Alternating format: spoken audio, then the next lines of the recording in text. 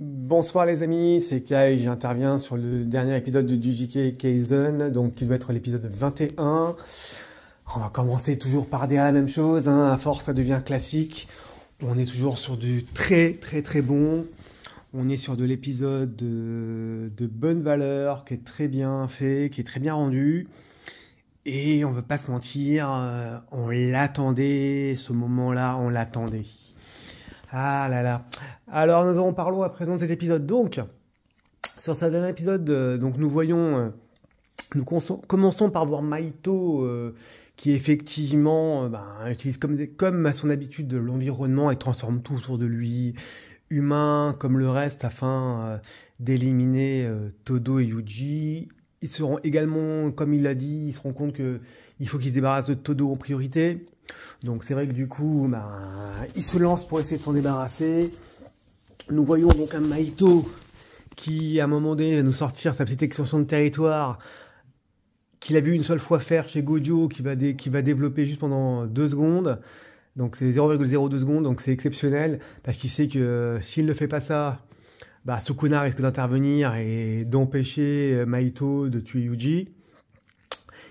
Il a du culot, faut dire déjà le Mahito, il a du culot, parce que quand même il a le culot de dire à Sukuna, ouais, je sais que tu as des projets pour Yuji, mais qu'importe, je vais le tuer, je vais tuer ton contenu, t'inquiète pas, c'est pas grave, de toute façon t'as pas le temps de réagir.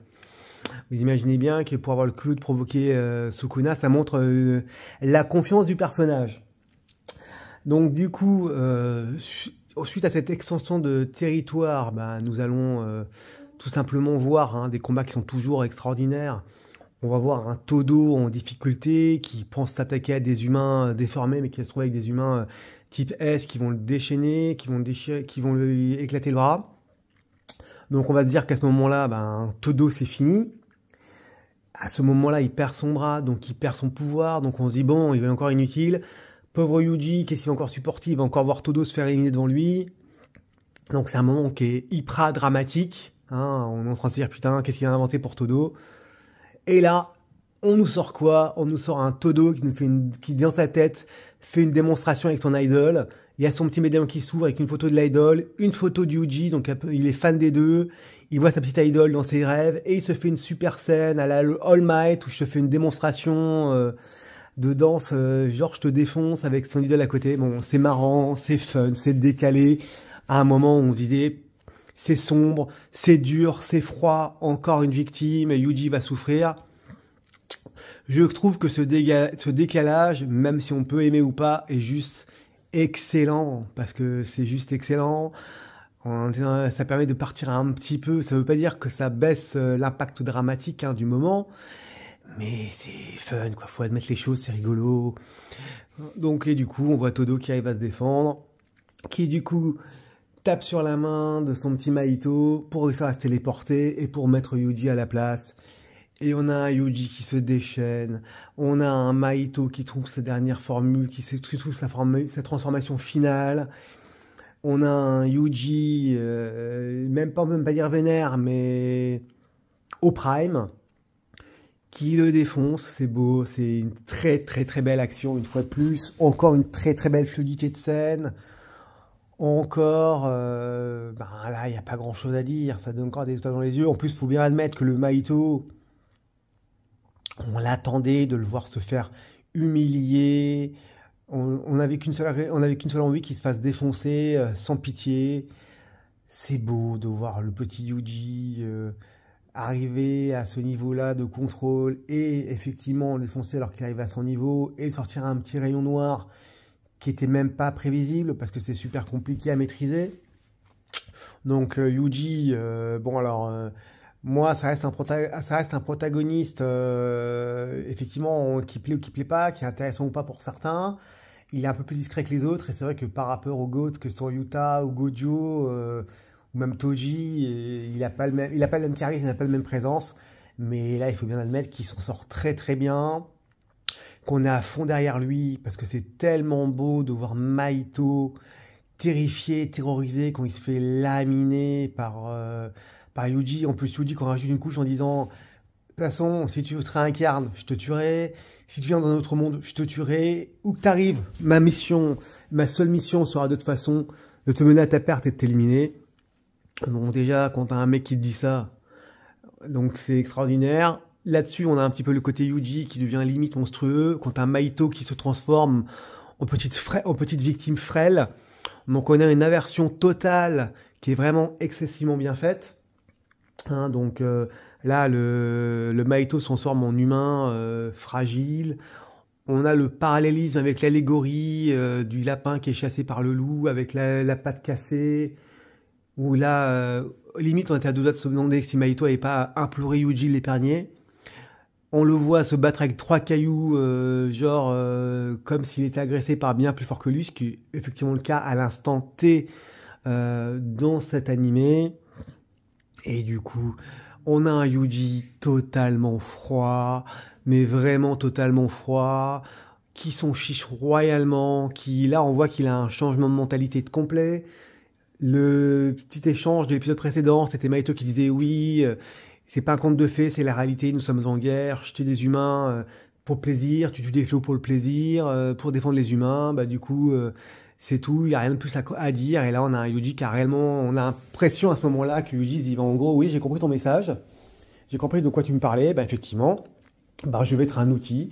Si ce monde se sert de moi comme outil pour détruire les fléaux et toi notamment, je serai un outil, point barre, c'est pas grave. S'il faut ça, il faut ça, parce que moi aussi je dois être utile.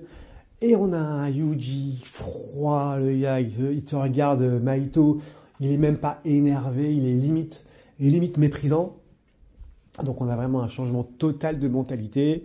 Donc c'est beau à voir. Hein, ceux qui demandaient à quoi servait le drame de Shibuya, ben on est en plein dedans. On voit vraiment que Yuji grandit à ce moment-là. Bien sûr, merci à Todo qui a fait semblant d'utiliser son pouvoir pour la dernière fois afin de pouvoir détourner l'attention de Mahito. Sans ça, je pense que Yuji aurait quand même bien galéré en amont. Donc on a un petit peu le dernier, le chant du cygne pour Todo qui utilise son pouvoir juste au moment où il peut pas l'utiliser, qui fait semblant juste pour perturber Mahito. Mahito qui se fait laminer par un Yuji. Bon, écoutez, on va pas se mentir, hein. C'est beau, c'est kiffant, on attendait ce moment avec impatience, parce que bon, on peut dire ce qu'on veut sur Sukuna, qui a tué des milliers de personnes, mais là, le Mahito était vraiment détestable. Donc, on peut dire quelque part, c'est un peu la revanche de Yuji, quelque part, et de tous ses fans à travers lui. On voit que grâce à ça, bah, tout ce qui était dit dans l'épisode précédent, en continuité, le côté, je poursuis le combat des exorcistes qui sont morts, à travers moi, bon, on est en plein dedans. Donc on a l'allégorie, on a l'animation fluide, bon, la transformation de Mahito où on aime ou on n'aime pas. Maintenant, moi ça me rappelle un peu les Arrancar à l'époque de Bleach. On savait à quoi s'attendre, il a découvert son âme, il a découvert qu'il était totalement monstrueux, auquel il n'était pas au courant. On est sur une belle dualité. On a vraiment l'impression que Mahito, qui était le méchant du moment, devient limite le gentil. On a presque pitié de lui. Non, mais ça, je mentirais, on n'a pas pitié de lui. Hein. Et on a un Yuji qui devient le mal, l'espace d'un instant. Donc, comme quoi, c'est pas totalement binaire. Donc, c'est juste jubilatoire. Donc, il faut dire les choses comme elles sont. Et puis, le jubilatoire. Et puis là, alors qu'on se dit que c'est fini, on est encore dans l'ascension de Shibuya. On se dit, purée, on a eu du Mahito, on a eu du Jogo avant, on a eu le retour de Sukuna, on a eu plein de monde, on a Toji. Et puis là, qu'est-ce qu'on arrive? On a Geto qui arrive. Enfin, c'est le petit Geto qui arrive. Et qui dit, Mahito, tu as besoin d'aide? Bon, moi je sais pas, hein, moi Mahito, je vois un mec comme Geto comme ça qui te fait, t'as besoin d'aide. Je pense qu'il est limite dans les bras de Yuji, hein, parce que je pense que là, j'ai pas vraiment l'impression que Geto va vraiment l'aider. Hein. Donc on va voir la suite. On sent aussi qu'on a un petit peu, hein, on va dire, dans le summum, hein, dans l'apogée du drame de Shibuya. Donc on sent la fin poindre. Alors, je vais pas spoiler, on se doute que Geto, il va se passer quelque chose avec Geto, mais on sait qu'on est vraiment à l'apogée du drame de Shibuya. Et qu'après, effectivement, bah écoutez, il reste à l'écho, il doit rester 2-3 épisodes à tout casser. Donc on va sur la fin. Une fois de plus, l'animation, bah, rien à redire. Le côté idol, bah, on aime ou on n'aime pas, mais dans ce cas-là, c'était vraiment super décalé. On a la petite remarque de l'animateur de 16 ans qui a dit « Oui, c'est moi qui ai fait cette animation, désolé, mais je ne veux même pas de quoi il s'excuse ».